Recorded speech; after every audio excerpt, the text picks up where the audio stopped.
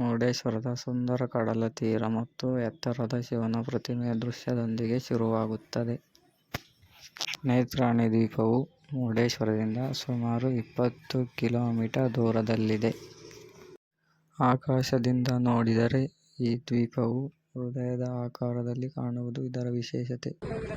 ಮುರುಡೇಶ್ವರದಲ್ಲಿ professional scuba divorce ಆದಂತಹ aqua Riders scuba ಡೈವಿಂಗ್ನಲ್ಲಿ ನಾವು book ಮಾಡಿದ್ದೆವು.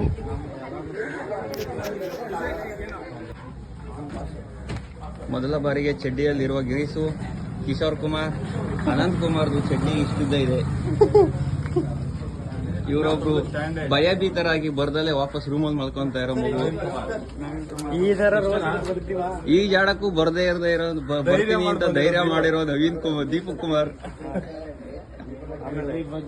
ವಯಸ್ಸಾದ್ರೂ ಈಜಾಡ್ತೀನಿ ಅಂತ ಛಲ ಇರೋದು ಸಂಘ.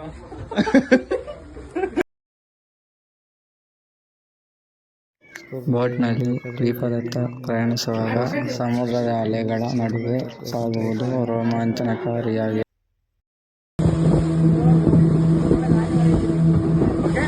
ಉಸಿರಾಟ ಯಾವ ತರ ಇರ್ಬೇಕಂದ್ರೆ ಸ್ಟ್ರಾದಲ್ಲಿ ಜ್ಯೂಸ್ ಅಡಿತೀರಲ್ಲ ಆ ತರ ಉಸಿರಾಡ್ಕೊಳ್ಬೇಕು.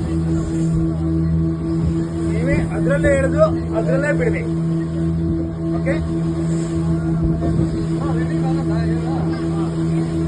ತಳ್ಳಬೇಕು. ನೀವೇ ಉಗ್ಬೇಕು, ಅದೇ ಹೋಗಲ್ಲ.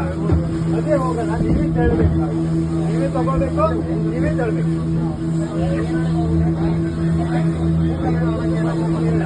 ಬ್ಲಾಕ್ ಆಗಿರುತ್ತೆ, ಮಾಸ್ಕ್ ಹಾಕಿದ್ದೀವಲ್ಲ ಬ್ಲಾಕ್ ಆಗಿರುತ್ತೆ. ಇದು ಹಾಕಿರೋದ್ರಿಂದ ಬ್ಲಾಕ್ ಆಗಿರುತ್ತೆ. ಓಕೆನಾ? ಅದ್ರ ನಂತರ ಇನ್ನೊಂದ್ಸರಿ ಏನಾಗುತ್ತೆ, ಕೆಲವೊಬ್ಬರಿಗೆ ಬಾಯಲ್ಲಿ ನೀರು ಬರುತ್ತೆ. ಬಾಯಲ್ಲಿ ನೀರು ಯಾಕೆ ಬರುತ್ತೆ ಅಂದ್ರೆ ತುಟಿ ಮೂವ್ಮೆಂಟ್ ಆದ್ರೆ ಮಾತ್ರ ಬಾಯೊಳಗಡೆ ನೀರು ಬರುತ್ತೆ. ನಾವು ಉಸಿರಾಡೋ ಟೈಮಲ್ಲಿ ಒಂದ್ ವೇಳೆ ಈ ತರ ಎಲ್ಲ ಮಾಡಿದ್ರೆ ಬಾಯಲ್ಲಿ ನೀರು ಬರುತ್ತೆ. ಸೊ ತುಟಿ ಪ್ರಾಪರ್ ಸೀಲ್ ಆಗಿರ್ಬೇಕು, ಓ ಶೇಪ್ ಅಲ್ಲೇ ಇರ್ಬೇಕು. ಇಷ್ಟೇ. ಓಕೆ, ಬೈ ಚಾನ್ಸ್ ಬಾಯಲ್ಲಿ ನೀರು ಬಂದ್ರೆ ನೀವು ಕುಡಿಬೇಕಾಗಿಲ್ಲ. ಬಾಯಲ್ಲಿ ನೀರನ್ನ ಆಕ್ಚುಲಿ ಅದ್ರಲ್ಲೇ ಉಗಿಬಹುದು. ಇದ್ರಲ್ಲೇ ಉಗ್ದಿರೋದು ಮತ್ತೆ ರಿಟರ್ನ್ ಟ್ಯಾಂಕ್ ಹೋಗಲ್ಲ, ಇಲ್ಲಿಂದ ಕೆಳಗಡೆ ಹೋಗ್ಬಿಡುತ್ತೆ. ಓಕೆ, ಏನೇ ಕಬ್ಬ ಬಂದು ಕೂಡ ಉಗಿಬಹುದು, ಅಮಿಟ್ ಕೂಡ ಮಾಡ್ಬೋದು. ಆಕ್ಚುಲಿ ಯಾವ್ದು ರಿಟರ್ನ್ ಹೊಡೆಯಲ್ಲ. ಇದ್ರಲ್ಲಿ ಉಗ್ದಿರೋದು ಹೋಗ್ಲಿಕ್ಕೆ ಇನ್ನೊಂದು ವೇ ಇದೆ. ಓಕೆ, ಅದೇ ಒಂದ್ ವೇಳೆ ಬಾಯಲ್ಲಿ ನೀರು ಬಂದ್ರೆ ಅದ್ರಲ್ಲೇ ಉಗಿಬಹುದು ಅಥವಾ ಇದನ್ನ ಪರ್ಸ್ ಮಾಡಬಹುದು. ಚಿಕ್ಕದ ಬಟನ್ ತರ ಇದೆಯಲ್ಲ, ಇದು ಪ್ರೆಸ್ ಮಾಡಬಹುದು. ಇದು ಪ್ರೆಸ್ ಮಾಡೋದ್ರಿಂದ ಏನಾಗುತ್ತೆ, ಒಳಗಡೆಯಿಂದ ಗಾಳಿ ಬರೋದ್ರ ಜೊತೆ ಅಲ್ಲಿರೋ ನೀರು ಕೂಡ ಹೊರಗಡೆ ತಳ್ಬಿಡುತ್ತೆ. ಬಾಯಲ್ಲಿ ನೀರು ಕೂಡ ಹೇಳ್ಕೊಂಡ್ಬಿಡುತ್ತೆ. ಓಕೆ, ಗೊತ್ತಾಯ್ತಲ್ಲ? ಬಾಯಲ್ಲಿ ನೀರು ಬಂದ್ರೆ ಏನ್ ಮಾಡ್ಬೇಕಂತ. ಇನ್ನೊಂದು ಮಾಸ್ಕ್ ಹಾಕಿದ ಮೇಲೆ ಒಂದ್ಸಾರಿ ನಿಮ್ಗೆ ಕಂಪ್ಲೀಟ್ ಆಗಿ ಮೂವ್ ಬ್ಲಾಕ್ ಆಗುತ್ತೆ. ನಿಮ್ದು ಉಸಿರಾಟ ಬಾಯಲ್ಲೇ. ಓಕೆ, ಒಂದ್ಸಾರಿ 2 ನಿಮಿಷ ಸ್ವಲ್ಪ ಅನ್ಕಂಫರ್ಟೇಬಲ್ ಕಷ್ಟ ಆಗ್ತದೆ ನನಗೆ. 2 ನಿಮಿಷ ಪ್ರಾಕ್ಟೀಸ್ ಮಾಡ್ತಾ ನಿಮ್ಗೆ ಈಸಿ ಆಗ್ತಾ ಹೋಗುತ್ತೆ. ಓಕೆ, ಮಾಸ್ಕ್ ಅಲ್ಲೂ ಕೂಡ ಕೆಲವೊಂದ್ಸಾರಿ ನೀರು ಬರುತ್ತೆ. ಮಾಸ್ಕ್ ಅಲ್ಲಿ ನೀರು ಹೇಗ್ ಬರುತ್ತೆ ಅಂದ್ರೆ ಕೆಲವೊಬ್ಬರಿಗೆ ಮೀಸೆಯಿಂದ ಬರುತ್ತೆ, ಕೆಲವೊಬ್ಬರಿಗೆ ಇನ್ನು ಸ್ವಲ್ಪ ಗ್ಯಾಪ್ ಎಲ್ಲ ಜಾಸ್ತಿ ಇರುತ್ತೆ, ಎಲ್ಲ ಬರುತ್ತೆ. ಕೆಲವೊಬ್ಬರು ಸ್ಮೈಲ್ ಮಾಡಿದ್ರೆ ಬರುತ್ತೆ. ಎಕ್ಸ್ಪ್ರೆಷನ್ ಚೇಂಜ್ ಮಾಡಬೇಕು. ಮೂವ್ಮೆಂಟ್ ಮಾಡಿದ್ರು ಇಲ್ಲಿ ಗ್ಯಾಪ್ ಸ್ವಲ್ಪ ಕ್ರಿಯೇಟ್ ಆಗುತ್ತೆ, ಆ ಟೈಮಲ್ಲಿ ಬರುತ್ತೆ. ಬಟ್ ಮಾಸ್ಕ್ ಅಲ್ಲಿ ನೀರು ಬಂದ್ರೆ ಒಂದೇ ಸಾರಿ ತುಂಬಿಕೊಳ್ಳಲ್ಲ, ಬಂದು ಲೈಟ್ ಆಗಿ ಬಂದು ಒಂದು ನೆಚ್ಚಿನಲ್ಲಿ ನಿಂತ್ಕೊಂಡಿರುತ್ತೆ ಕೆಳಗಡೆ.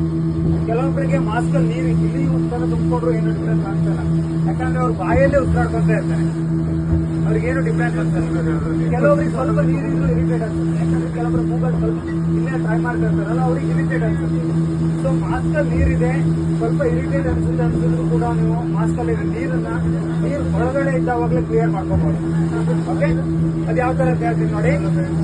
ಮಾಸ್ಕ್ ಅಲ್ಲಿ ನೀರು ಬಂದ್ರೆ ಬಾಯಿಂದ ಒಂದು ಇಟ್ಕೊಳ್ಬೇಕು, ಜಸ್ಟ್ ಮಾಸ್ಕ್ ಅಲ್ಲಿ ಹಿಡಿಬೇಕು. ಈ ತರ ಜಸ್ಟ್ ಹಿಡಿಬೇಕು, ಈ ತರ ಪ್ರೆಸ್ ಮಾಡಿ ಮೂಗಿಂದ ಗಾಡಿ ಹೊರಗಡೆ ತಳ್ದವಾಗ ಏನಾಗುತ್ತೆ, ಮಾಸ್ಕ್ ತಂತಾನೆ ಲಿಫ್ಟ್ ಆಗುತ್ತೆ.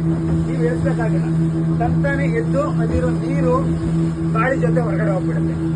ಓಕೆ, ನೀರು ಒಳಗಡೆನೆ ಮಾಡೋದಿಲ್ಲ. ಸ್ವಲ್ಪ ನೀರಿದೆ ಅಂತ ಮೇಲೆ ಬರೋ ಅವಶ್ಯಕತೆ ಇಲ್ಲ. ನೀರು ಒಳಗಡೆನೆ ಇಷ್ಟೇ. ಇದು ಹೇಳ್ತಾ ಇಲ್ಲ, ನಾನು ಮೂಗಿಂದ ತಳ್ತಾ ಇದೆ. ಓಕೆ, ಮುಟ್ಟೋದು ಯಾಕಂದ್ರೆ ಮೂಗಿಂದ ಗಾಳಿ ತಳ್ತೀರಲ್ಲ, ಅದು ಮೇಲ್ಗಡೆಯಿಂದ ಹೋಗ್ಬಾರ್ದು ಅಂತ ಮೇಲ್ಗಡೆ ಸೀಲ್ ಮಾಡ್ಕೊಳ್ಳೋದು. ಜಸ್ಟ್ ಅಷ್ಟೇ. ಪ್ರೆಸ್ ಮಾಡೋದು.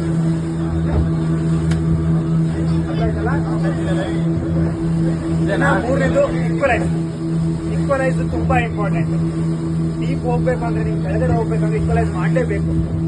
ಓಕೆ, ಈಕ್ವಲೈಸ್ ಅಂದ್ರೆ ನಿಮ್ಗೆ 1 ಫೀಟ್ ಕೆಳಗಡೆ ಹೋದ ತಕ್ಷಣ ಕಿವಿ ಬ್ಲಾಕ್ ಆಗೋ ತರ ಫೀಲ್ ಆಗುತ್ತೆ. 1 ಫೀಟ್ ಕೆಳಗಡೆ ಹೋಗಿರೋದು ಬ್ಲಾಕ್ ಆಗಿದೆ ಅನ್ಕೊಳ್ಳಿ, ನೀವು ಅದೇ ಬ್ಲಾಕ್ ಇಟ್ಕೊಂಡು ಇನ್ನೂ ಕೆಳಗಡೆ ಹೋದ್ರೆ ನೋವು ಬರುತ್ತೆ. ಸೊ ನೋವು ಇಟ್ಕೊಂಡು ನೀವು ಕೆಳಗಡೆ ಇರ್ಲಿಕ್ಕೆ ಆಗಲ್ಲ ಕಿವಿ. ಸೊ ಬ್ಲಾಕ್ ಬಂದಾವಾಗ ನಿಮ್ಗೆ ಈಕ್ವಲೈಸ್ ಮಾಡ್ಕೊಂಡ್ರೆ ಕಿವಿ ಕ್ಲಿಯರ್ ಆಗುತ್ತೆ. ಈಕ್ವಲೈಸ್ ಹೇಗ್ ಮಾಡೋದು ಅಂದ್ರೆ ಇದ್ರ ಮೇಲಿಂದಾನೇ ಮೂಗನ್ ಕಂಪ್ಲೀಟ್ ಆಗಿ ಮುಚ್ಚೋದು. ಇದ್ರ ಮೇಲಿಂದ ಕಂಪ್ಲೀಟ್ ಮುಚ್ಚಬೇಕು. ಮೂಗನ್ ಕಂಪ್ಲೀಟ್ ಮುಚ್ಚಿ ಮೂಗಿಂದ ಗಾಳಿ ಹೋದ್ರೆ ತಳ್ಳಿ ಟ್ರೈ ಮಾಡಿ. ಏನಾಗುತ್ತೆ ನೋಡಿ, ಟ್ರೈ ಮಾಡಿದ್ರಿಂದ ಮೂಗು ಮುಚ್ಕೊಂಡು ಕಿವಿ ಪಾಪ್ ಆಗುತ್ತೆ.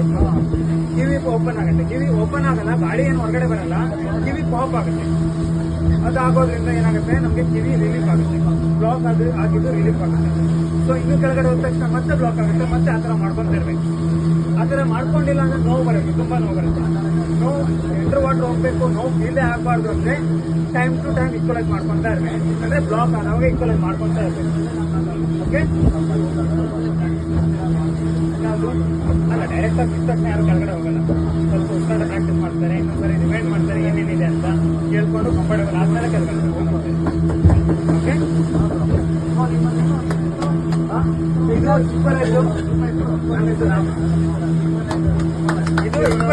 Equalise signal. ಒಂದ್ ವೇಳೆ ಈಕ್ವಲೈಸು ನೀವು ಮಾಡಿಲ್ಲ ಅಂದ್ರೆ ನಾವು ಸಿಗ್ನಲ್ ಮಾಡಿ ತೋರಿಸ್ತೀವಿ. ಬಟ್ ನಮ್ ಸಿಗ್ನಲ್ಗೋಸ್ಕರ ವೇಟ್ ಮಾಡ್ತಾ ಇರಬೇಡಿ. ನಿಮಗೆ ಬ್ಲಾಕ್ ಫೀಲ್ ಆಯ್ತು, ನೀವು ಮಾಡ್ತಾ ಇಲ್ಲ. ಒಂದ್ ವೇಳೆ ನಿಮ್ಗೆ ನೆನಪಿಲ್ಲ ಅಂದ್ರೆ ನಾವು ಈಕ್ವಲೈಸ್ ಮಾಡಿ ಕೆಳಗಡೆ ಹೋಗುವಾಗ ಸಿಗ್ನಲ್ ಮಾಡಿ ತೋರಿಸ್ತೀವಿ. ಈ ತರ ಮಾಡಿ ಅದನ್ನ ಮಾಡಿದವಾಗ ಮೂಗಲ್ ಕಂಪ್ಲೀಟ್ ಮುಚ್ಚಿಡ್ಕೊಂಡು ಮೂಗಲ್ ಗಾಳಿ ತಳ್ಳಿ ಟ್ರೈ ಮಾಡಬೇಕು. ಓಕೆ, ಅರ್ಥ ಆಯ್ತಲ್ಲ? ಸಿಗ್ನಲ್ ಕೆಳಗಡೆ ನಮ್ಗೆ ಮಾತಾಡ್ಲಿಕ್ಕೆ ಆಗಲ್ಲ. ಸೊ ಕೆಲವೊಂದು ಸಿಗ್ನಲ್ಸ್ ಮೂಲಕ ನಾವು ಕಮ್ಯುನಿಕೇಟ್ ಮಾಡ್ತೀವಿ. ನಿಮ್ಮನ್ನು ಕರ್ಕೊಂಡು ಹೋಗಿರೋರು ನಿಮ್ಮ ಹತ್ರ ನೀವು ತಿಳ್ಕೊಳ್ಬೇಕಾಗುತ್ತೆ, ನೀವು ಕಂಫರ್ಟಬಲ್ ಆಗಿದ್ರೆ ಅದು ಕಷ್ಟಪಟ್ಟಿದ್ದೀರ ಅಂತ. ಸೊ ಸಿಗ್ನಲ್ಸ್ ಅಲ್ಲಿ ಫಸ್ಟ್ ಬರೋದು ಓಕೆ ಸಿಗ್ನಲ್. ಓಕೆ ಕ್ವಶನ್ ಹೌದು, ಆನ್ಸರ್ ಹೌದು. ನಿಮ್ ಜೊತೆ ನಾವು ಒಬ್ಬರ ಜೊತೆ ಒಬ್ರು ಇರ್ತೀವಿ, ನಾವು ನಿಮ್ ಜೊತೆ ಈ ತರ ಸಿಗ್ನಲ್ ತೋರಿಸಿದ್ರೆ ಅರ್ಥ ನೀವು ನಿಮ್ಮ ಹತ್ರ ಕೇಳ್ತಾ ಇದ್ದೀವಿ ನಾವು, ನೀವು ಓಕೆನಾ ಅಂತ. ಒಂದ್ ವೇಳೆ ಓಕೆ ಆಗಿದ್ರೆ ಸೇಮ್ ಸಿಗ್ನಲ್ ನಮ್ಗೆ ರಿಟರ್ನ್ ತೋರಿಸ್ಬೇಕು. ಕೈ ಬೇಡ ಮುಂದೆ, ಈ ತರ ಕೈ ಮುಂದೆ ಹಾಕಿ ತೋರಿಸ್ಬೇಕು. ಒಂದ್ ವೇಳೆ ಓಕೆ ಇಲ್ಲ, ಇದು ನಾಟ್ ಓಕೆ ತೋರಿಸ್ಬೋದು. ಇದು ನಾಟ್ ಓಕೆ ತೋರಿಸ್ಬೋದು. ನಾಟ್ ಓಕೆ ತೋರಿಸ್ತಾ ಇದ್ದೀರಂದ್ರೆ ಅರ್ಥ ನೀವು ನಾಟ್ ಓಕೆ ಪಾಯಿಂಟ್ ಮಾಡ್ಬೇಕು ನಮ್ಗೆ. ಏನ್ ನಾಟ್ ಓಕೆ? ಯಾಕಂದ್ರೆ ಮೂರೇ ಪ್ರಾಬ್ಲಮ್ ಬರೋದು. ಒಂದು ಬಾಯಲ್ಲಿ ನೀರು ಬರೋದು, ಇನ್ನೊಂದು ಮಾಸ್ಕಲ್ಲಿ ನೀರು ಬರೋದು, ಇನ್ನೊಂದು ಕಿವಿ. ಅದು ಮೂರನ್ನು ನಾವು ನೀರು ಒಳಗಡೆನೆ ಸಾಲ್ವ್ ಮಾಡ್ಬೋದು. ಚಿಕ್ಕದಾಗ ಬಾಯಿ ಈಕ್ವಲೈಸ್ ಪ್ರಾಬ್ಲಮ್ ಆಯ್ತು, ಅಥವಾ ಬಾಯಲ್ಲಿ ನೀರು ಬಂತು, ಚಿಕ್ಕದಾಗ ಮಾಸ್ಕಲ್ಲಿ ನೀರು ಬಂತು ಅಂತ ಮೇಲ್ ಬರೋ ಅವಶ್ಯಕತೆ ಇಲ್ಲ. ಅದೇ ಲೆವೆಲ್ ಸ್ಕೂಬಾ ಡೈವಿಂಗ್ ಬೇಕಾದಂಥ ಡ್ರೆಸ್ಸನ್ನು ಈಗ ವಿಯರ್ ಮಾಡ್ತಾ ಇದ್ದೀವಿ.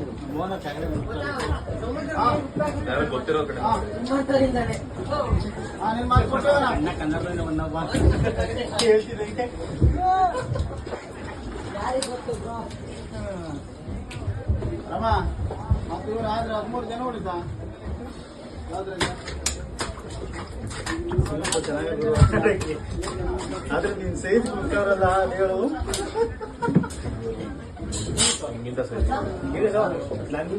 ಸೈಜ್ ಬಿಡ್ತಾರಲ್ಲ ಹೇಳ್ರಿ.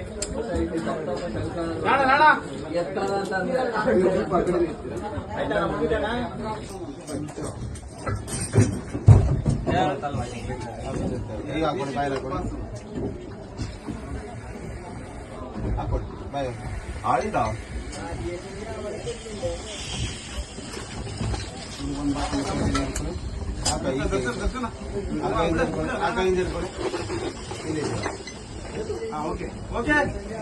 ನೀರಿನೊಳಗೆ ಜಿಗಿದ ತಕ್ಷಣ ತೆರೆದುಕೊಳ್ಳುವ 5 ಪಂಚರವನ್ನು ಕಾಣಬಹುದು.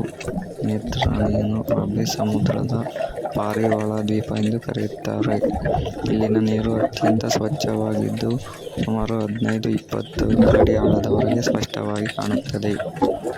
ಬಣ್ಣದ ಹವಳದ ಚಿಟ್ಟೆ ಮೀನು, ಪ್ಯಾರೆಟ್ ಫಿಶ್, ಅದೃಷ್ಟವಿದ್ದರೆ ಸಮುದ್ರದ ಆಮೆಗಳನ್ನು ಇಲ್ಲಿ ನೋಡಬಹುದು. ನೀರಿನ ಅಡಿಯಲ್ಲಿ ಮೌನ ಮತ್ತು ಕೇವಲ ಉಸಿರಾಟದ ಸದ್ದು ಮಾತ್ರ ಕೇಳಿಸುತ್ತದೆ. ಆ ಕ್ಷಣಗಳ ಮನಸ್ಸಿಗೆ ಅದ್ಭುತ ಶಾಂತಿ ನೀಡುತ್ತದೆ. ಸಮುದ್ರದ ಜೀವರಾಶಿಗಳ ನಡುವೆ ತೇಲುತ್ತಾ ಸಾಗುವ ಈ ಅನುಭವವು ಜೀವನದ ಮರೆಯಲಾಗದ ಕ್ಷಣಗಳಲ್ಲಿ ಒಂದು. ಈ ಭಾಗದಲ್ಲಿ ಡೈವಿಂಗ್ ಮಾಡಿದವರ ಮುಖದಲ್ಲಿ ಸಂತೋಷ ಮತ್ತು ಆಶ್ಚರ್ಯದ ಭಾವನೆಗಳನ್ನು ಸೆರೆಹಿಡಿಯಬಹುದು. ಕರ್ನಾಟಕದಲ್ಲಿ ಇಂಥದೊಂದು ತಾಣವಿರುವ ನಮ್ಮ ಹೆಮ್ಮೆ. ಪ್ರಕೃತಿಯನ್ನು ಪ್ರೀತಿಸೋಣ ಮತ್ತು ಸಮುದ್ರವನ್ನು ಪ್ಲಾಸ್ಟಿಕ್ ಮುಕ್ತವಾಗಿಡೋಣ.